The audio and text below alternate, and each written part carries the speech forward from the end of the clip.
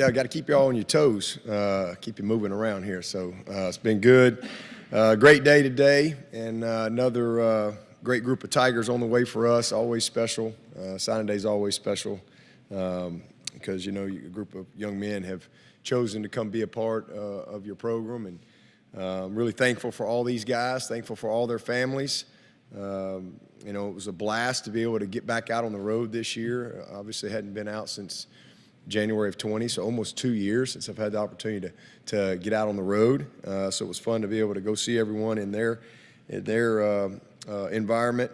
This is my 13th class, and another dandy dozen, you know, and kind of a baker's dozen with B.T. Potter recommitting to another year with the Tigers. So really excited about this group. Just came from the graduation brunch, you know, and ultimately that's what it's all about. As I always say, you know, till graduation do we part. I mean, it's pretty cool to see so many guys that have changed their lives through graduation.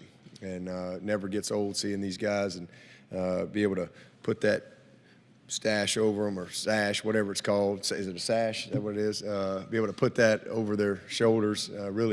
Really cool moment. And tomorrow will be a great day for a lot of these families. I think we're going to have close right at 30 graduates that started the season with us on this roster. So just really proud of all them. I know as the first college graduate in my family, what a life-changing experience, you know, that is. So, you know, really proud of our guys. And again, we've got a super talented team coming back next year for 2022. And so to be able to add this group is going to be really helpful for us. It's going to be a great addition, especially with the mid-years being able to get here in January. So as y'all know, and put out all the bio stuff, you know, 12 signees, 9 of them mid-years, 7 different states, 5 guys in South Carolina. It was really awesome to be able to you know, have a great group in South Carolina and get the best players from this state to stay home and play here at Clemson. So just a great group of young men. Again, great group of families, 6 guys on offense, 4 on defense, and 2 really good specialists.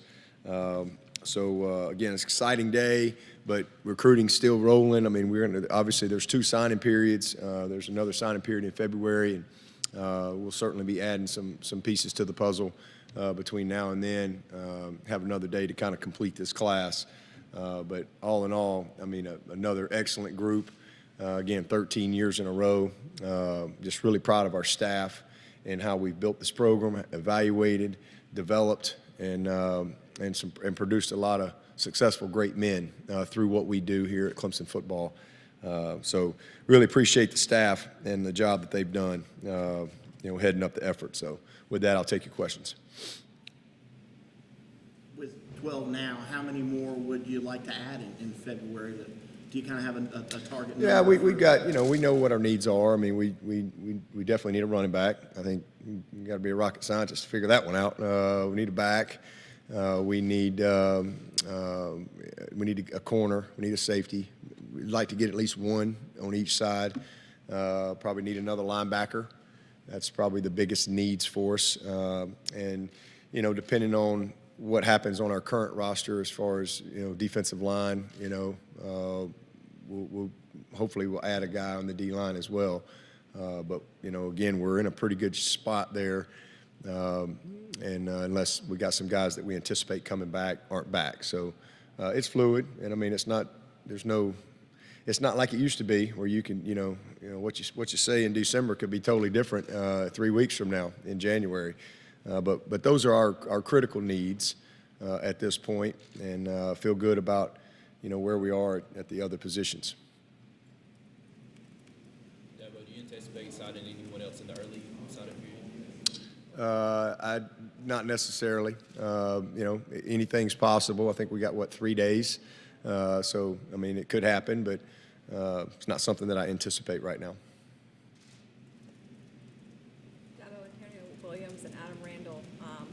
I know you'll probably move them around different spots. Where do you anticipate them starting out at the wide receiver spots? Yeah, I think there are 3 guys that can really play anywhere, but, you know, we'll have to get them here, and both of them, Adam will be a mid-year, Antonio will come in the summer, but, you know, getting them here and really assessing where they are. I think, obviously, Adam is a big physical guy that can, handle himself in the boundary, but he's got all the skills he needs to play to the field or in the slot. He can really do all of them. And then Antonio's the same way. I mean, he's most likely just body type will be a 2 and 5 man for us. But as far as, where he ends up, when it's all said and done, those guys most of the time cross-train and play multiple spots. But he's a returner. He can do it all. And it's kind of wild. Again, both of them have the exact same birthday. So pretty cool that had two great receivers born to come to Clemson on the same day. So dynamic. Both of them are very dynamic. I mean, Adams played quarterback, wildcat. I mean, he's done a little bit of everything. So anticipate those guys being able to, bring a very diverse skill set to the position. Is it too crazy early to ask you how many you might be thinking of signing in the 23 class, like ballpark-wise? Oh yeah. You can't do that anymore either. Not for a couple more years because, well, even then, unless there's some change, it'll be difficult. But with the COVID year, I mean, you just don't know. It's hard to go to a young man right now and say, hey, can you tell me what you're going to be thinking, 14 months from now or whatever. That's just not real feasible. And I'm committed to the kids here. Always have been. So, we'll figure it out. We can have a kind of a working base, and then obviously your roster could change, your current roster, and that could change the number. But it's really, really difficult for anybody to predict what you're going to sign in the class of 23. So it's really kind of a month-to-month type of deal based on your current situation. And again, the COVID, there's no way to predict who's going to want that extra year. Like for example, BT, he walks in my office yesterday and says, "You got a scholarship for me to come back?" Yeah. So who is that next year? And maybe and we didn't have a big group this year. So who is that next year though? I mean, we have it's a challenge for us in 23 because we got a little different roster makeup, and I can't predict who's going to want to have that extra year. So it's makes it challenging, and it's hard for them to make it. You can't ask them to make a decision that far in advance when they have no idea what their circumstances are going to be at that time. Along the same lines, I think you said maybe XT could hopefully come back. I guess I was under the assumption that he was leaving. Yeah, I'm just saying anything can happen. I mean, he certainly could come back. He hasn't said anything officially. KJ could come back, and so anything could happen between now and the bowl game. I'm going to save him a spot just in case. You and Brandon went out to Texas to watch Cade play. I'd love to know, what did you guys say to each other when you're watching him and then when you got in the car after the game was over? Yeah, he's Just special. your thoughts. He's special. I mean, he's magic. It's just kind of what I see. I mean, he reminds me so much of Deshaun.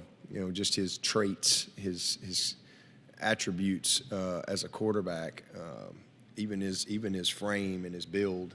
Coming out of high school, very similar. Cade's faster probably than Deshaun, but very, very similar skill sets. Man, just a great presence. But the biggest thing is, I mean, this guy's out there playing in front of 30,000+ people at Texas Stadium there, and probably going to play in front of 50,000 this weekend. And he just has an unbelievable poise and presence and command. And he's been, he's so blessed. I mean, to be able to be in an environment like that. I mean, it looks like college teams out there. The way the programs are run, and Texas high school football it's pretty unique. And then Todd Dodge, I mean, this guy is a great football coach. And I mean, you're talking about Drew Brees and Nick Foles and Ellinger and several other guys. I mean, he's one of the best high school coaches ever in our country, and he's also been an excellent college coach. So he just has he's been very fortunate to be in the situation that he's been in, and then he's forced into being a starter. Kind of got the job there as a sophomore, and now he's going for 3 state championships in a row. He's a winner. He's a big time winner, and you're watching those 2 teams take the field last week, and These are two greats. I mean, this was the 4th round. Last week was the 5th round. This is the 6th round state championship. So it's a high level of football, and so he's just real well prepared. But his skill set incredibly accurate. Can extend, can create, and just has a great feel for where everyone is on the field. He's a good one. There's a reason why he's the #1 guy in the country. He's proven that. He's earned that. Every competitive environment that he's gone to, he's risen to the top. So super exciting to have another guy, coming in here of that caliber. Capable of, I mean, in the past you said you never really know until you see him here, but do you think right now he's capable of pushing for the starting job? Yeah, I'd say the same thing that I've always said. I mean, you don't ever know where they are until you get them here. You start coaching them, how they transition, away from home.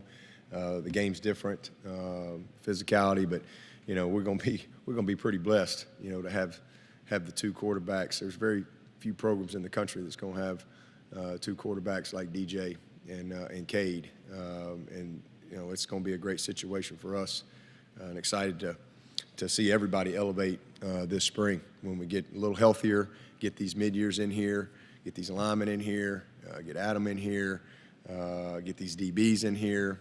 It's going to be a big shot in the arm for us. If Will Taylor will still rep quarterback, or do you plan? No, he'll move to wide out. Yeah, he's full-time wide out. We were able to do what we wanted to do, and we were kind of in that process of really kind of transitioning him more and getting ready to take off with him. And obviously, he got hurt there, right out of the gate. I guess that was the second play of the 5th game that he got hurt. So, but yeah, he'll move into the receiver room full time, and we actually did that the last half of the season. We moved him on in there and got started with that process once he got hurt. But he'll always be that guy for us if we need it. So it was a good plan. Are there plans to dole out maybe a scholarship to Hunter, Billy? Oh, definitely. We're gonna sign Hunter and Billy Wiles for sure. We can't go find 2 guys, better than those 2 guys. Both of them were Division I offered guys. Billy was committed to Tulane and just wanted to come chase a dream to come to Clemson. And same thing with Hunter. Man, he had plenty of opportunities, scholarship opportunities, and man, those guys are very important. So we got to keep those guys for sure. So both of those guys will be on scholarship. Any other players right now that you can say that maybe earned a scholarship going into the next year? No. We always have some guys that we put on from like January to August every year because you have gaps in your roster, guys that aren't coming till summer. So we always try to get to 85, and that was one of the good rules they passed a few years ago where you could actually put a guy on like for a semester and try to help some of these guys. But we'll do that, and then we always wait till the fall, and you got a guy like Carson Donnelly or somebody like that that's been a valuable special teams guy, or some of our specialists. Jack Maddox has earned every bit of his scholarship the time that he's been here, and we've got a couple guys that'll be battling for that spot. So, those are things we wait till we get to fall and kind of see where our roster is. Going back to BT, obviously Robert tore his ACL. Yep. So how big is that now you can just kind of bring him along? There's no rush in him. Yeah, it's you've great. got a guy. It's great, and Robert's gonna be fine. I saw him, had lunch with him a couple weeks ago. He looks great. He's doing very well.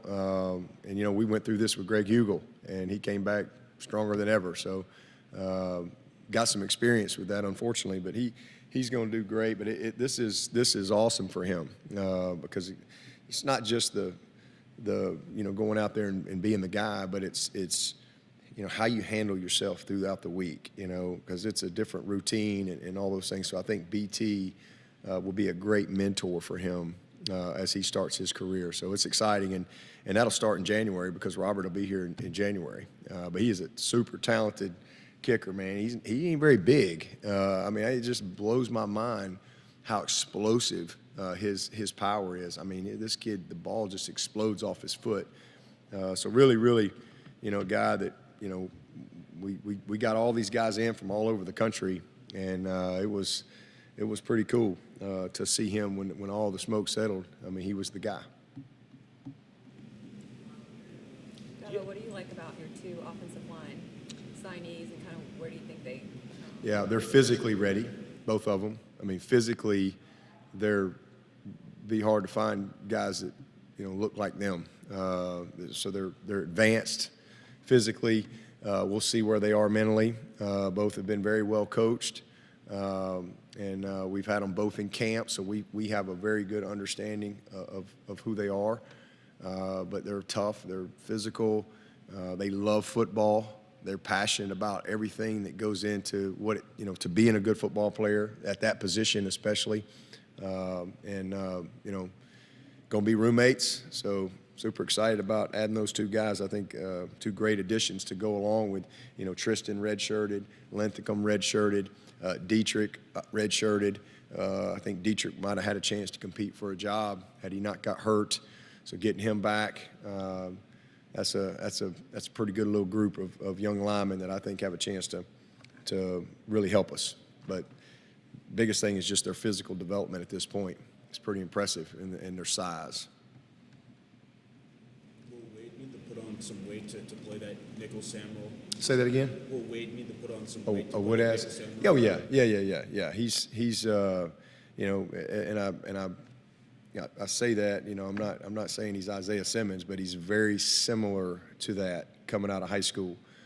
He's probably Isaiah wouldn't want me to say it, but he's probably a little more coordinated than Isaiah was in putting it all together. Isaiah was like a big old giraffe when he rolled in here and, trying to figure it all out, how to get it all together, and, red-shirted, and then just kind of kept going from there. This kid's been a quarterback. He is a very versatile guy. He is physical. It's hard to find a guy much more physical, but Isaiah was a safety. He played receiver, Isaiah did, and so he was a good athlete. But they have similar frames. He is a big, long, good-looking young prospect. So his frame, he'll be a 230-pound guy, pretty quickly as he gets going into the progression of the program. But love everything about this kid. He's got all the attributes that we love, and he's got the physicality. He's playing for a state championship this weekend, coming from a great program, well coached down there at Jesuit. NIL, it's evolving so fast, and it's kind of hard to predict. But do you have any thoughts here in the present about Clemson and how you might view the long term of how y'all might be thinking of adapting, or just any? Well, we're doing everything we can from with the school, but you can't. There's not anything you can really do. It's not all we can do is support our guys. We're building we're building the cab over here, a bunch of resources over here. We've got a lot of things in place from a tool standpoint, education standpoint, and try to do what is equip these guys with the tools they need for life. This is just another part of life. So that's the main things that we can do. But as far as creating NIL, that's not our lane. Does Antonio's recruitment remind you a little bit of Trenton Simpson in the kind of the late offer and coming in late, but you also had to fight Ole Miss and some legacy ties there? Yeah, honestly, it reminds me more of Klubnik's recruiting, to be honest with you, because Klubnik, we had offered one kid, and we were waiting on him to see what he did, and Cade knew that. That's one of the things I love about Cade. This guy's sitting there but we kind of got on him a little later, and we were further down the road with the other young man, and been in our camp, had been here, great player, and we were just further on the road, and we offered him first, and we just really wanted to kind of see what he was going to do, and then but you don't know, and so Street's kind of doing his value when Cade was kind of that guy, and start that process, and very honest, very transparent. That's one of the things I loved about him is he was very honest and upfront, and he's a young man of strong faith, and his mom his mom was amazing. I remember the night before we were going to find out if we were going to get the one kid. She sent us all a group text talking about, hey, this is all in God's hands, and we're just so thankful to have the opportunity. And You know, if it's meant to be, it's meant to be. If not, man, what a great experience for everyone. And I mean, and of course the young man chose the other school, and I was able to make a quick call, and he committed on the spot. Didn't even think about it. This guy's got, you know, 100 offers or whatever. Could go anywhere. But this is really what he wanted to do. And so just transparent, you know, and same thing with Antonio. I think we only offered 5 receivers in the 22 cycle. You know, some schools offer 20, 30. So, you know, we just do things a little bit different because we want to get the right guys, and we got the right guys. You know, I don't ever worry about guys we don't get. I know that's something fans worry about, but we've won a lot of games around here without getting people that we may have wanted. So I just focus on who we get, and because I know that's the way it's supposed to be. I know that's God's will, and that's what excites me. And man, it just was awesome to be able for it to work out for Cade and Antonio. You know, just like it was awesome to work out for Makuba. You know, because that was a unusual situation. And here this kid comes in here and he's Defensive Rookie of the Year in this league. So just the way it's supposed to be. With Tyson transferring, how does that maybe change the trajectory for Cade, or the importance of kind of getting him a little more acclimated quicker? Yeah, we'll hit the ground running. So he'll be here January 9th. So about 3 weeks. Hopefully he'll have another third state championship to roll in here. But you know, we'll go finish this season, and then these guys get a little bit of a break. We'll start our off-season program a little earlier than we have the last 6+ years, just because we're finishing earlier. So we'll get that rolling. These guys will go in the off-season. We'll start the progression of teaching and installation and you know, getting the team ready for spring ball, which will start March 1. So yeah, I mean, just jump right in and let's go. You know, DJ will do an amazing job of you know it's gonna be cool to see that junior version of DJ. And now that he's been that backup, he's been that starter. He's battled through injuries and some success and some disappointment and all those things. He'll by far be the best version of himself, and I'm excited about that. And I don't have any doubt he'll take him under his wing. And same thing with Hunter, same thing with Billy. So we're gonna have 4 good guys out there and get to work. Coach, of the 3 Greenville County recruits you have, who do you see hit the ground running there and starting off and could be a starter next year? Shoot, I have no idea. Again, I don't ever predict those things. I've been wrong a lot, you know. So just as soon as you say, man, this guy ought to be able to come in and help us right away, and he shows up and mentally he's just not ready. And then just as soon as you say, no way, this guy's going to be able to help us right away, like a Travis Etienne, because, you know, he's so far away from being a pure running back, so much to learn, man, he shocks you. So you just never know. You never know. I remember James Skowski rolling in here, and I'm thinking for sure he might redshirt. Shoot, he was like fish to water. I mean, he picked it up and played as a true freshman. And a couple other guys that you thought might play, you know, not ready. So you never know. I never really get into that stuff. And sometimes you have to play some guys even before they're ready, just out of necessity. And we've had a couple of occasions of that over the years. In those Greenville players and then the other players that you have coming from the state, how important is it for you to just have so many talented players here from South Carolina kind of stay home and choose Clemson over other programs? Yeah, well, you know, this is the recruiting people in this recruiting world. Y'all understand. I mean, this is, you know, this is a great year for us to be able to get 5 guys from the state of South Carolina.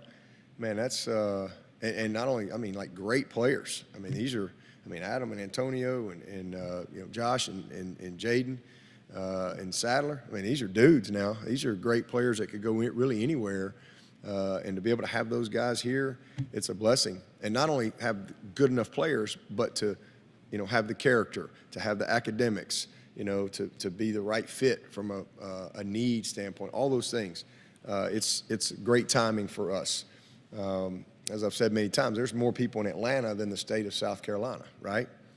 And so we already have a very small pool. The high school football in the state is excellent. It's incredibly important in this state. The coaching is outstanding. We just have a very small pool. And then you throw in academics and fit and all those things, the pool gets smaller. And then you throw in need, it's not always the right need or timing. So it's really been a great year for us from that. But that's our number one objective every single year. Everything starts inside out. And every single year. That's the way we go about it. And, where we're located, we try to recruit North Carolina and South Carolina and Georgia as if it's one state. That's kind of our mindset as we go about it, and then we go from there. Put together some pretty good defensive back classes the last few years. Where do these guys, Sherrod and Jaden and Toriano, kind of rank with these classes? Well, obviously on paper, pretty high, but time will tell. But just being around them, I mean, these are focused guys, and unique. They're very unique in their own way. I mean, Jaden is fast and he is long. I can't wait to see him spend some time with Batson and the boys in that weight room and over here with Hallie and Paul and nutrition and all that. I mean, he is AJ Terrell-ish, from a body type, maybe a little longer than AJ. And, everybody looks for guys like that, and they're hard to find. But he's got all the tools. I mean, he's special on paper. I mean, and then Toriano is put together, and he's a different type player. I mean, he could play 3 positions easily. He can slide in and play that nickel in a heartbeat. He can play either corner. He's played at a high level, of football. He's been incredibly well coached at his school there, and just has his dad was a college player, and he's just kind of been really developed so well over the years. He's got a great presence and confidence to him, but he truly is a great leader right now. Like the day he shows up here, Toriano will be one of the best leaders on this team. Easy to see that. He's been a leader in this class and super talented. And then Koval's the same way. And Koval just won a state championship as well.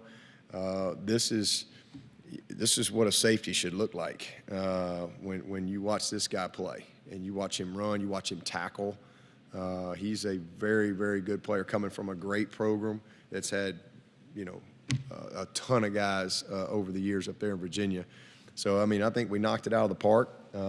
We need to get at least probably one more safety and maybe one more corner, between now and February. If we can do that, then I think we'll be in good shape with the group that we have, because we love these guys coming back. I mean, you see what we've signed with Nate. Nate's got a chance to be a great one. And then you got all these guys that got a lot of experience this year and did a really good job. And then Mike Reed, I think it's the first time in a long time to have 2 corners from the same school be the first team all-conference corners in Mario and Booth. So really proud of the job Reed has done, with that group. There's legislation to maybe move early signing day up to January. Your thoughts on that, and is that going to help if they do that, or how's it? What are your thoughts? Yeah, I mean, I don't know. I mean, it is what it is. I do think there should be an early signing period, regardless of when it is. I think it's. I mean, there's a lot of kids that would sign, right when you offer them, when they commit. To be honest with you, but I haven't heard that. But I know they're kind of redoing the whole Constitution, if you will. So I have no idea what'll come out of it, but. I still think there will be an early signing period. I think most sports have that. I think we were one of the only ones not to have it. I actually would have preferred it to be earlier. There's complications there, but I felt like there was easy ways to do it there too. Because if a coach left, I'm like, okay, well, if a kid was signed in August, for example, and a coach left, then they can be out of it and either reaffirm or go somewhere else or go recruiting again, whatever. So I think you'd have to protect the players if you did it earlier, but pushing it back to January a few weeks, I mean, whatever. Because you talked about getting the best player regardless of whether it's the portal or high school. You talk about these positions you still need to recruit. You simultaneously recruit both, or is it you peg those for high school kids? We same thing. I mean, the portal, that's that's a never-ending deal. I mean, we evaluate that every single day, and you know, we've looked at a lot of kids, but again, it's got to be the right fit for us, and it's got to be somebody that, you know, most of the kids in the portal are guys that, you know, aren't playing where they are, and you know, there's some obviously exceptions to that, but we feel good about our roster where we are right now, and we're certainly going to, you know, start with the high school player, and if we have a gap at a certain position from maybe a youth standpoint or injury standpoint, then, you know, we'll keep all options open. But that's not just now, that's all the way really till May, because, you know, the portal's open for business till May 1. So, you know, that could be something we have to deal with all the way till then. You talked about the 12, out of the 12, 9 are coming mid-year. Who were the 3 that aren't coming? Antonio, Sapp, and who was the other one? Woodass. That's who it was. Woodass. Now, but with the offensive linemen, do you feel like that you guys signed? Do you feel like they can play with a good like nastiness and attitude about? Yeah, yeah. Watch that tape. It won't take you long to see that. They're two finishers, man. That's one thing that jumps out if you watch their tape. It won't take you long to see their love of playing, their passion of playing the position, and their physicality. That's one of the reasons we fell in love with them. Is Cade similar to Deshaun in that he needs to add some?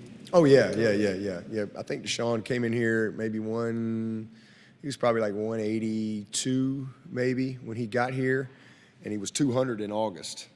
He was 199 or right at 200 at when we weighed in August. So he really had a transformation from January to August, and I think he left here about 215 plus. And Cade's definitely, Cade I think will be a little bigger. He'll probably be in that 84, 85 range, probably where he'll show up. So yeah, I think you'll see a similar progression between January and August, you know, just from filling out a little bit.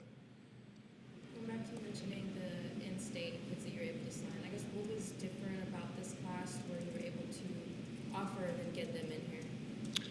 Well, you know, this is just a unique year that we were able to offer multiple guys. We really haven't been able to offer a lot of guys. So this was a year where there were several offerable young men in our state. And it just worked out well for us that we were a good fit for them.